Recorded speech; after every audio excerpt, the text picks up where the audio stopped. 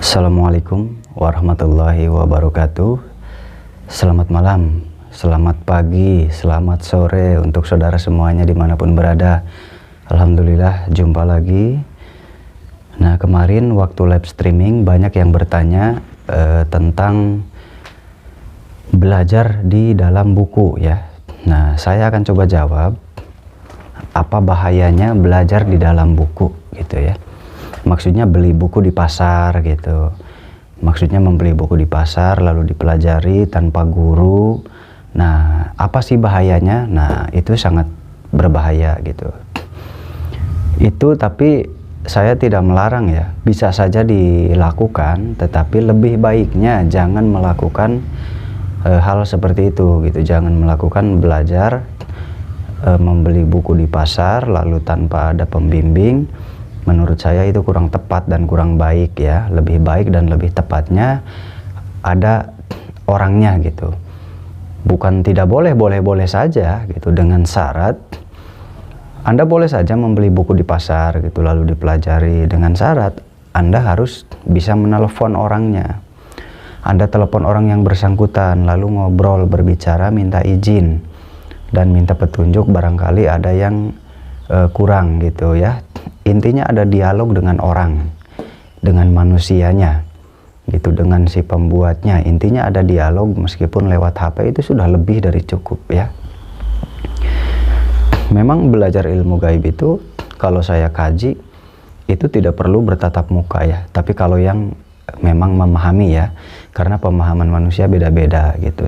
Ada yang harus bertatap muka, ada yang tidak perlu, ada yang cukup lewat telepon. Itu tergantung kepandaian orangnya. Semakin pandai maka akan semakin mudah. Semakin mudah maksudnya aksesnya. Bisa lewat HP saja sudah cukup, bisa hanya telepon saja sudah cukup. Tergantung kepandaian orang-orangnya gitu ya. Ada yang memang harus bertemu, bisa jadi memang satu orangnya tidak kurang pandai, kedua memang mungkin ilmunya sangat penting dan sangat rahasia sehingga harus langsung bertemu gitu. Nah, karena ilmu itu tidak semuanya yang penting-penting ya. Ada golongan ilmu yang memang dianggap itu umum gitu. Umum, kalau umum ya silahkan saja untuk umum gitu ya. Karena dianggapnya untuk umum. Tapi ada yang dianggap ilmu ini sangat penting sekali. Jadi tidak bisa secara lewat online, lewat HP. Nah, harus ketemu langsung. Nah, mungkin ilmunya memang khusus gitu ya. Mungkin karena ilmunya khusus jadi ya harus bertemu langsung. Nah, pengertiannya adalah jadi ketika kita belajar ilmu, jika kita melihat itu ada sebuah tali pengikat antara kita dengan guru gitu. Ada sebuah tali pengikat antara kita dengan guru. Nah, tali pengikat itu untuk apa gunanya? Untuk menyambungkan kepada kekuatan dari gurunya atau karomah ya, biasa dibilang karomah dari sang guru itu diharapkan bisa mengalir kepada si murid gitu ya. Nah, makanya pernah dijelaskan juga bahwa hati-hati dalam menjaga hati dan perasaan sang guru, dan kita harus betul-betul memperhatikan kehidupan dan lain-lain untuk sang guru kita, karena agar timbul keberkahan dan barokah dan karomahnya tentunya ya. Nah, sudah pernah dijelaskan di video yang kemarin yang di bawah ya. Nah, jadi banyak aspek ya yang membuat ilmu tidak bisa. Nah, sudah dijelaskan di bawah. Nah, tentunya kembali ke buku ya. Kenapa kalau kau belajar membeli buku di pasar kok kurang bagus gitu? Kalau menurut saya kurang bagus, bukan nggak boleh ya. Kenapa saya bilang kurang bagus, bukan nggak boleh? Karena memang pada kapasitas manusia ada yang mampu hanya membeli buku di pasar saja. Ketika dia membeli buku di pasar lalu dibaca, diamalkan, dia mampu dan bisa sampai berhasil menemukan jawaban-jawabannya. Nah, tetapi orang-orang seperti itu sangat jarang sekali. Sangat jarang sekali. Sehingga lebih baik dan lebih bagusnya adalah tadi, harus ada orang, harus ada manusianya yang membimbing. Harus ada dialog dengan orang tersebut. Kalau ada tidak dialog, nah ini dikhawatirkan nanti yang disebut hodam liar ya. Hodam dari luar gitu, khodam yang tidak diinginkan, khodam yang tanpa izin datang dan merusak diri kita. Nah, ini yang dikhawatirkan. Nah, makanya alangkah lebih baiknya ketika kita mendapatkan amalan-amalan untuk wiridan ya, alangkah lebih baiknya sebelum kita memulai amalan itu, kita bacakan dulu tawasul ya, kita tawasulan dulu, tawasul kepada para guru kita khususnya ya, kepada aulia, kepada para syuhada, kepada para sahabat, para solehin, para tabiin, tabiat, semuanya kita tawasul dulu, kirim dulu doa gitu. Sumailah hadrati siapa ya, Sumailah hadrati man azazani, siapa yang mengijazahi kita. Nah, Sumailah ruhili jasadi, siapa, boleh ke guru kita atau ke siapa. Jadi man azazani itu ila hadrati. Nah, itu man azazani itu untuk guru-guru kita ya, siapa yang memberikan ijazah. Nah, itu untuk pengikat sebetulnya. Jadi tawasul dulu ya, tawasul dulu kepada nabi, para sahabat, para malaikat, para syekh, para wali gitu. Nah, nanti setelah selesai, terakhir kepada orang-orang tua kita ya, kepada sesepuh kita yang sudah almarhum gitu. Nah, nanti baru kita amalkan. Nah, itu tata cara untuk mempelajari. Nah, makanya kita harus kenal dengan si gurunya tersebut. Gurunya siapa, namanya siapa. Nah, karena sebelum kita memulai wirid, sebelum kita memulai bacaan itu, kita kirim dulu tawasul, kita doa dulu, hadorohan dulu gitu ya. Nggak langsung tiba-tiba gitu. Seperti itu, saudaraku. Nah, karena jika divisualisasikan, jika kita belajar ada guru dan tidak ada guru, itu tidak ada sambungan, seperti tidak ada sambungan ya. Tapi tidak semuanya. Ada juga orang yang memang belajar sedikit ya, berguru sedikit, tetapi pemahamannya cepat melebar, cepat meluas. Nah, itu laduni namanya, subhanallah. Itu taufik dari Allah ya, subhanallah, itu luar biasa. Jarang sekali seperti itu. Nah, kita belajar misal 1 tahun tapi pemahamannya seperti 5 tahun. Nah, ini luar biasa, sangat luar biasa ilmu seperti itu. Itu taufik dari Allah langsung. Nah, hidayah, mempunyai pemahaman dengan cepat gitu ya, itu luar biasa, dan berkembangnya pun cepat gitu. Memang ada juga orang-orang yang seperti itu, banyak ya. Nah, jadi saya bilang tidak menyalahkan, karena memang ada banyak orang yang mempunyai kapasitas tinggi. Hanya dengan membaca buku-buku dari pasar, dia langsung memahami dengan cepat. Nah, ini memang ada gitu ya, sah-sah saja kalau memang dia mampu menguasai dan mampu mengendalikannya, aman-aman saja. Intinya dikhawatirkan ada jin yang tidak diinginkan gitu. Kenapa saya bilang kurang baik? Intinya pada dasarnya saya takut kalau beli buku di pasar tidak ada dialog dengan orangnya, ada jin yang memang tidak diinginkan lalu merusak mental kita, merusak otak kita, merusak hati kita nanti, sehingga mempunyai pikiran-pikiran yang tidak baik dan akhirnya bisa juga stres. Nah, gila, bisa menyebabkan gila gitu, stres. Nah, ini kan bahaya buat saudara semuanya. Nah, jadi intinya kalau bisa ketika kita berguru harus ada orangnya, harus ada gurunya ya, alangkah lebih baiknya seperti itu. Nah, karena tadi kalau kita visualisasikan itu seperti ada benang, seperti ada benang yang saling mengikat, seperti ada tali yang saling mengikat. Nah, saya coba ini ya, saya coba jelaskan.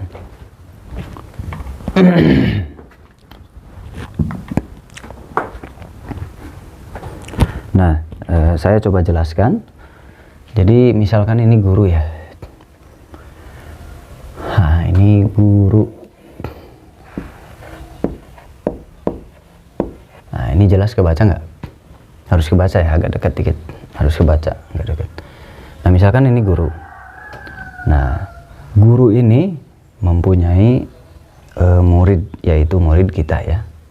Muridnya kita. Nah, ini murid. Ini murid. Dan guru itu tentunya muridnya bukan cuma satu ya.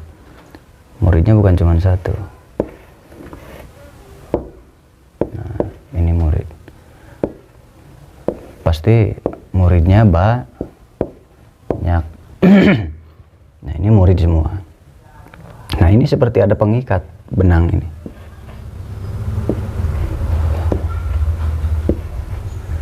Nah, jadi kalau kita dialog, kita tuh punya benang seperti ini. Kita punya benang yang seperti ini, saling mengikat. Nanti kalau kita punya murid lagi, nanti ini ada ikatan lagi. Ini ada ikatan lagi. Nah, ini ada ikatan lagi. Nah, ini murid lagi ya.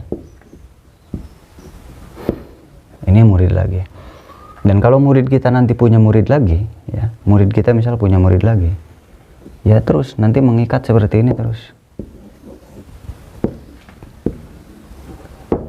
Dan ternyata muridnya bukan cuma satu, banyak. Nah, berarti seling mengikatnya terus seperti ini. Nah, ternyata muridnya nanti punya murid lagi. Nah, ya, muridnya ternyata punya murid lagi, jadi lebih banyak. Tuh, muridnya punya murid lagi lebih banyak, saling mengikat. Saling mengikat dan saling mengikat. Nah, di sini murid sudah banyak, bukan cuma satu. Itu ikatan seperti ini akan selalu ada ikatan nih. Ini ikat, mengikat, mengikat, mengikat. Nah, dan guru ini ternyata pasti punya guru lagi kan? Pasti punya guru lagi. Nah, ada ikatan lagi di sini. Di sini ada ikatan lagi, ada tali lagi yang mengikat. Kalau kita melihat. Tetapi ikatan-ikatan ini tidak terlihat oleh kita. Nah, sayangnya ini ikatan-ikatan seperti ini tidak terikat oleh kita. Nah, kita berada di posisi mana? Kita berada di posisi mana ini? Nah, jadi ikatan ini, tali-tali penyambung ini, dia semacam menyalurkan kekuatan, semacam menyalurkan energi. Itu makanya biasanya di Indonesia kita pasti selalu ada memakai kebiasaan tawasul dulu kepada sang guru kita ya. Itu sudah umum ya.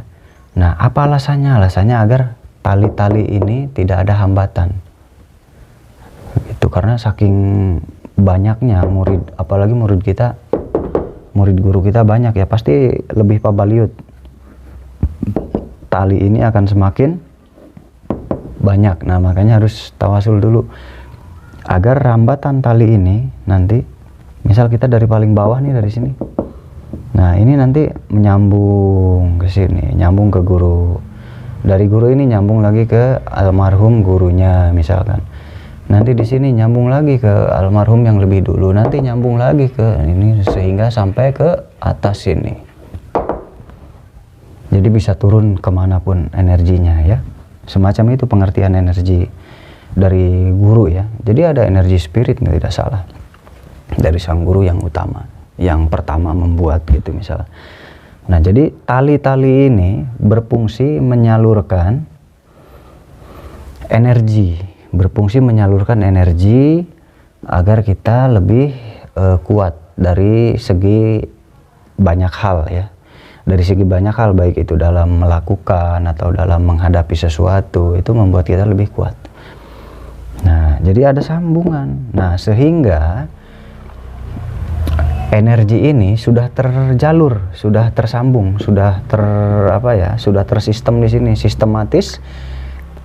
Ketika kita mengamalkan ini secara sistematis, nanti ini menyala, nyambung. Satu sinyal ke sini. Nantinya satu sinyal ke sini, satu sinyal ke sini, menyambung, menyala. Jadi energinya dari lingkaran sini. Energinya dari lingkaran sini. Jadi ini sudah melingkar sistematis dari atas.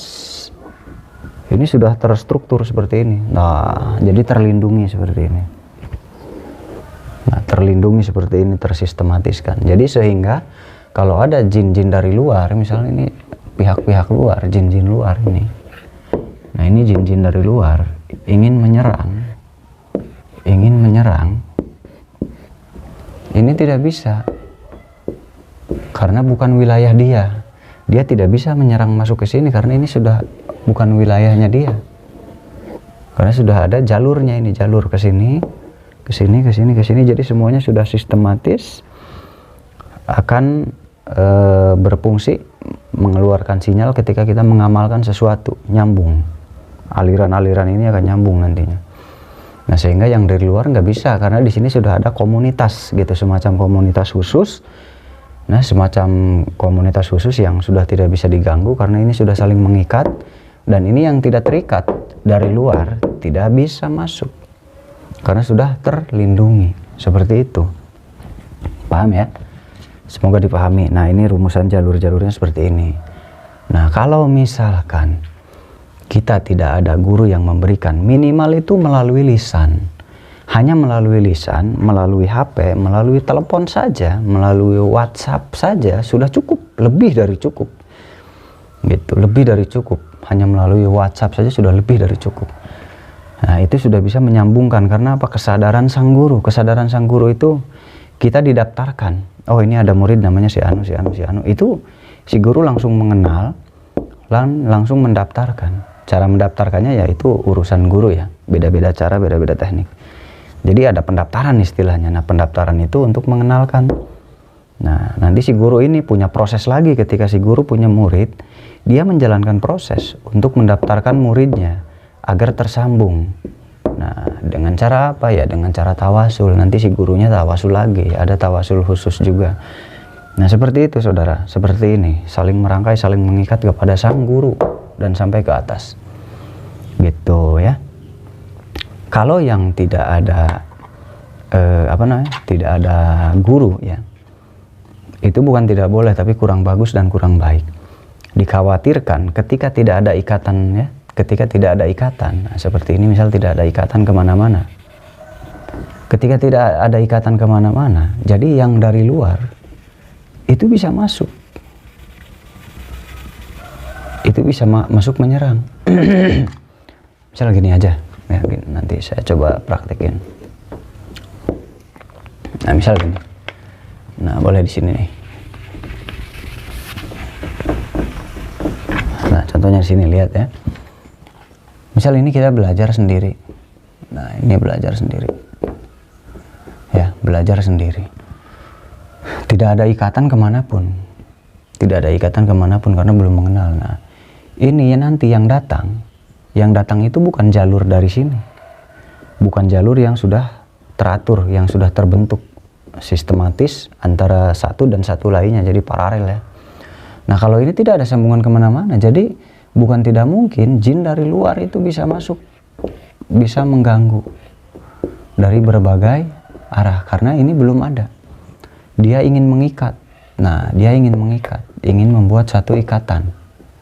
Nah, dia ingin membuat satu ikatan agar bisa masuk, agar terikat seperti ini nanti. Nah, itu bahaya, nanti mengakibatkan gangguan mental, gangguan lain-lain, bisa kegilaan. Nah, ini banyak nanti. Ya. Jadi dia juga ingin terikat nantinya, sehingga akhirnya merusak dirinya. Nah, jadi dipentingkan seorang guru itu seperti ini. Ikatannya itu yang penting. Ya, ikatannya. Yang penting kita ada telepon, Assalamualaikum, saya mau mengamalkan ini. Nama saya ini, dari alamat saya dari ini. Gitu, sang guru sudah tahu, sudah paham, mengizinkan. Oh iya, silahkan mas, jalankan. Nah, ya udah, dengan itu saja, dengan ikrar seperti itu saja sudah lebih dari cukup. Tidak perlu banyak-banyak, sudah lebih dari cukup. Gitu ya. Jadi sangat penting sekali.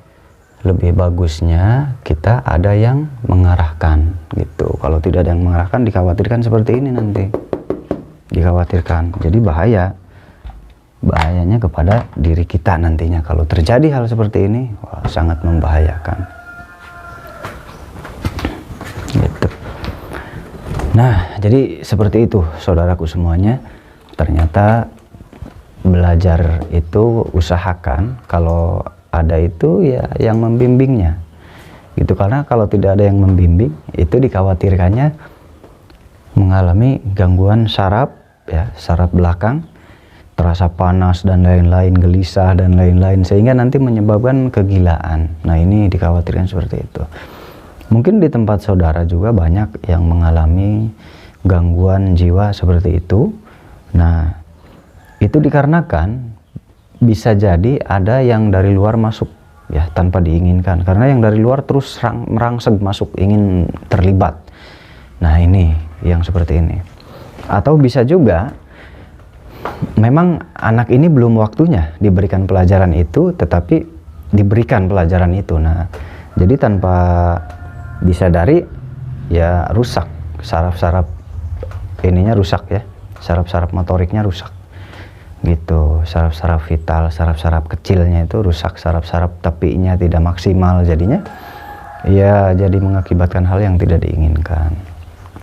Nah makanya belajar ilmu gaib itu beresiko tinggi, saudaraku, beresiko tinggi, bisa gila, bisa stres, bahkan juga bisa mati, bisa menyebabkan kematian ya, bisa sakit parah menyebabkan kematian, itu bisa terjadi. Kenapa ya? Karena mungkin ketika kita belajar mengobati dan lain-lain, bisa saja orang yang kita obati jinnya tidak suka, kalah gitu, sehingga setelah kalah mungkin dia mencari bantuan, menghimpun bantuan, lalu kembali menyerang kita. Nah bisa jadi kita yang kembali kalah. Nah jadi pokoknya banyak sekali kemungkinan yang tidak baik gitu, beresiko. Makanya sebelum belajar ilmu gaib pikirkan dulu, karena belajar ilmu gaib beresikonya kematian, bisa gila, bisa stres dan lain-lain. Banyak sekali penyebab yang tidak baik, efek samping yang tidak baik gitu. Kenapa? Karena tadi resiko, kalau kita sudah bisa mengobati beresiko, resikonya kita bertarung dengan orang-orang yang negatif gitu, orang-orang yang memang suka menyakiti dengan ilmu gaib. Nah itu kan jadi resiko untuk kita. Saat belajarnya pun beresiko, ketika saraf-saraf kita masih lemah dipaksakan sehingga bisa mengakibatkan kegilaan. Nah, jadi resikonya banyak gitu, resikonya besar. Nah seperti itu. Jadi bukannya melarang ya, tapi kurang bagus, kurang baik kalau kita belajar tidak ada yang mengarahkan gitu. Usahakan kalau jauh kita bisa dengan melalui suara ya, itu sudah cukup. Nah syukur kalau dekat gitu, mondok gitu ya. Nah informasi kalau untuk yang ingin mondok di sini silahkan saja ya, silahkan saja, boleh belajar mondok di sini, silahkan, mangga belajar ilmu gaib ya, ilmu supranatural. Tetapi di sini saya terapkan harus belajar ngaji dulu ya. Jadi sambil mesantren dulu sama Pak Kiai gitu, nanti diajari ngaji kitab dan lain-lain, nanti baru belajar hal-hal seperti saya seperti ini ya. Jadi saya tidak akan memberikan langsung kalau untuk anak-anak muda khususnya ya, tidak akan langsung memberikan ilmu-ilmu seperti ini. Saya tidak akan memberikan, tidak mau juga. Tapi kalau sudah belajar ngaji, pintar agamanya, sudah mesantren di sini minimal 3 tahun, 2 tahun, itu sudah mulai masuk ke dunia seperti ini gitu ya. Nanti saya ajarkan, saya berikan amalan-amalannya gitu. Tapi kalau nggak mau ngaji ya saya nggak mau berikan amalan-amalannya gitu ya. Jadi ilmu seperti ini itu adalah bonus ya, bonus. Ilmu yang utama adalah ilmu agama, belajar ngaji, ilmu agamanya bagus dan istiqomah, mahabbah kepada Allahnya betul-betul, mahabbah ke para nabinya betul-betul gitu. Nah sehingga nanti bisa menyebabkan bonusnya ya mungkin diberi kelebihan oleh Allah gitu. Seperti itu saudaraku semuanya ya. Jadi jangan mengejar ininya dulu gitu. Kalau untuk anak muda khususnya ya, silahkan, usia mungkin sudah keluar SD, silahkan bisa mondok di sini untuk laki-laki khususnya ya. Gitu. Kalau untuk iuran bulanan sangat ringan gitu, sangat ringan sekali membantu. Nanti sistemnya masak sendiri. Silahkan. Gitu, yang terutama belajar akhlak, belajar agama, dan nomor 1 akhlaknya dengan baik dan benar. Belajar cara bermasyarakat agar nanti bisa diterima. Harapan saya bisa menjadi tokoh masyarakat di desanya, di kecamatannya, di kabupatennya. Seperti itu. Juga di sini diajarkan ilmu-ilmu komputer ya. Ilmu modern, ilmu komputer itu wajib, ilmu wawasan pengetahuan modern itu sangat penting. Kenapa? Karena menunjang. Kita harus memahami gadget juga. Nah, nanti komputer juga diajarkan, dan tentunya nanti diajarkan cara menampilkan sesuatu gitu ya, entertainment juga gitu, ada entertainment juga gitu, dan belajar multimedia juga ya, cara video gimana, cara ngedit gimana gitu, bisa cara ngedit undangan seperti apa, cara mencetak yasinan seperti apa, nanti diajarkan detail ya. Jadi jurusannya modern dan tradisional gitu. Tradisionalnya ya seperti saya ini, yang saya lakukan, yang saya laksanakan, terutama belajar akhlak adab itu sangat nomor satu ya bagi saya di sini. Nah, jadi ada modernnya dan ada tradisionalnya seperti itu. Modernnya tadi ya, ada multimedia, nanti cara ngedit video gimana, cara ngedit foto gimana untuk membuat undangan, membuat yasinan dan lain-lain. Nanti cara jadi kasir gimana, kalau untuk jadi kasir itu diajarkan juga semua. Karena itu menunjang karena nasib orang tidak tahu gitu ya. Jadi harus disiapkan dari segi zaman saat ini yang diperlukan gitu. Nanti belajar jadi editing juga bisa, kalau sudah nanti keluar kan bisa menangani yang hajatan-hajatan bisa. Nah, dan juga diajarkan cara entertainment itu ya, nanti tampil itu seperti apa, tausiah, ceramah, belajar ceramah seperti apa, nanti diajarkan penampilannya. Nah, karena ceramah itu nomor satu kan mental gitu ya. Kalau mentalnya belum bagus itu susah untuk ceramah karena terlalu grogi nantinya.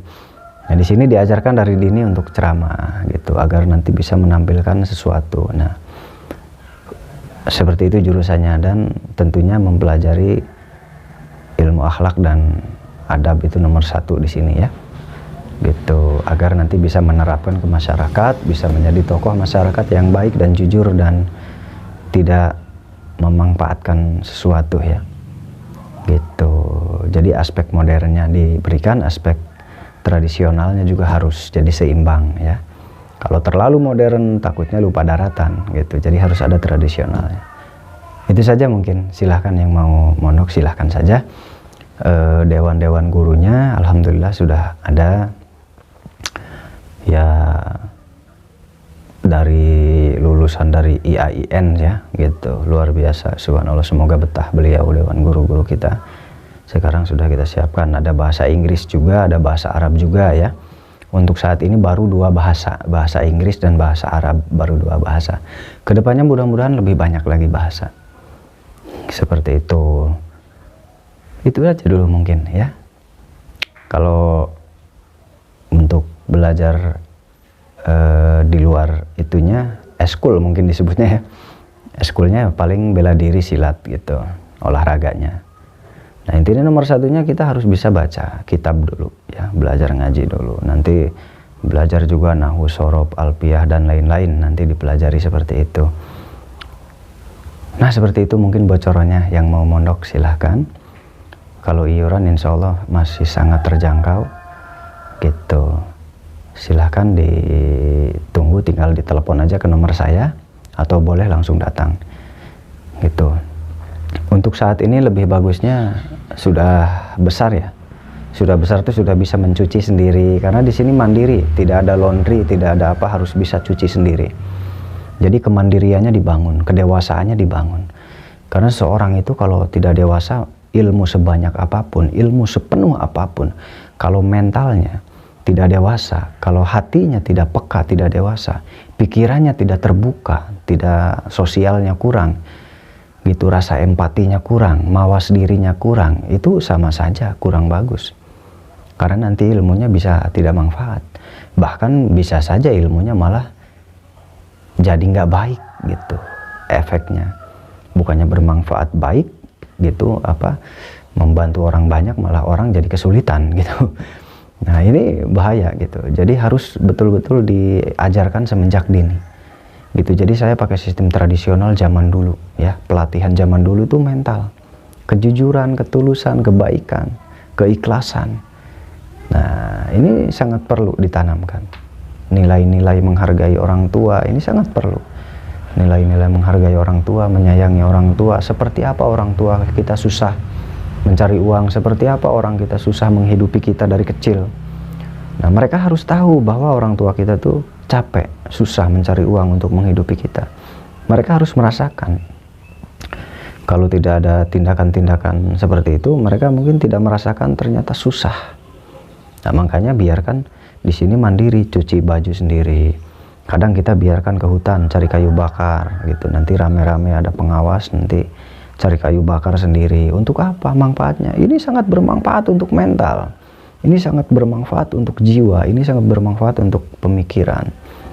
Sangat manfaat sekali agar tidak brutal pemikirannya kemana-mana gitu. Karena saya prihatin melihat orang-orang ini, banyak sekali orang-orang berilmu tetapi rasanya, empatinya dan lain-lain kurang peka, hanya bisa berbicara saja, tidak bergerak dan tidak bertindak, lebih banyak bicara dan teori. Nah, jadi saya prihatin, ternyata lebih mengedepankan bahasa teori berbicara tapi tidak ada tindakan. Nah, semoga generasi-generasi kita nanti ada tindakan nyata gitu ya ke depannya dan bisa merubah, mudah-mudahan bangsa kita ya bisa merubah lebih damai, lebih tentrem, adem ayem, tidak ada koruptor, tidak ada apa-apa, amin gitu. Karena berdasarkan apa? Dari jiwanya hidup, jiwanya kasih sayangnya hidup dengan sesama gitu. Pendidikan yang terbaik adalah pengalaman gitu. Jadi biarkan mereka mengalami hal-hal susah, biarkan mereka mengalami hal-hal yang sulit, tidak merasa nyaman, tidak merasa bebas. Ini diberikan uang untuk sebulan sekian juta, wah itu tidak baik, itu kurang baik. Itu lebih baik dibatasi agar mereka mempunyai perasa yang peka bahwa tidak punya uang itu tidak enak, bahwa serba kekurangan itu tidak enak, agar mereka tahu saudara-saudara kita yang belum beruntung ternyata rasanya seperti itu. Jadi itu sangat penting, nantinya dibawa sampai dewasa. Nantinya dibawa sampai dewasa dan dia nanti akan menerapkan pengalamannya kepada anaknya. Anaknya akan diajarkan mandiri. Gitu. Nah, jadi itu sangat penting. Itu saja, mungkin mohon maaf bila ada salah kata. Nanti saya perjelas lagi. Semoga selalu bahagia, sejahtera, berkah hidupnya lahir batin.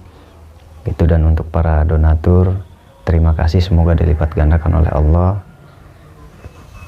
Para ahli surga semuanya yang sudah menyisihkan rezekinya untuk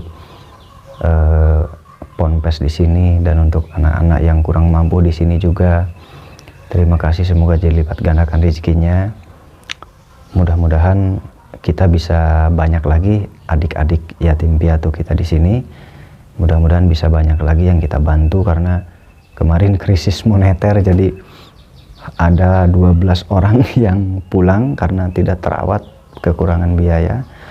Mudah-mudahan ke depannya bisa bangkit lagi. Ya, semuanya dari keikhlasan para saudara semuanya. Terima kasih banyak doanya. Semoga Allah kabulkan apa yang dicita-citakan oleh saudaraku semuanya. Amin.